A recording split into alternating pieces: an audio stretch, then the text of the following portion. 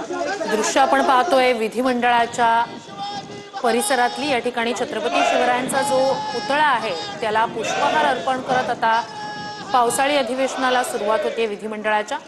आणि सभागृहाचं कामकाज सुरू होण्याआधीच मुख्यमंत्री आणि दोन्ही उपमुख्यमंत्र्यांनी छत्रपती शिवरायांच्या पुतळ्याला पुष्पहार अर्पण केलेला आहे। एक प्रकारे छत्रपतींचा आशीर्वाद घेऊन सरकारचा कारभार चालतो असं सातत्याने सरकारकडून सांगितलं जाते। त्यानुसारच आता विधिमंडळ अधिवेशनाला सुरुवात होतानाच पहिल्या दिवसाच्या कामकाजाची सुरुवातीच्या आधीच छत्रपती शिवरायांना अभिवादन या ठिकाणी सगळ्या नेत्यांनी केलेलं आहे। मुख्यमंत्री फडणवीस यांनी शिवरायांच्या पुतळ्याला पुष्पहार अर्पण केला। दोन्ही उपमुख्यमंत्री यावेळेला उपस्थित होते। पावसाळी अधिवेशनाला आजपासून सुरुवात होते।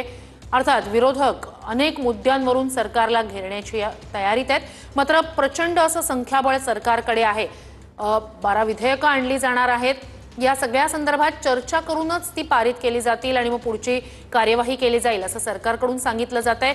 मात्र आता हे पावसाळी अधिवेशन जे विधिमंडळाचं पावसाळी अधिवेशन जे आहे ते कशा प्रकारे त्याचं कामकाज चालतंय याकडे लक्ष असेल।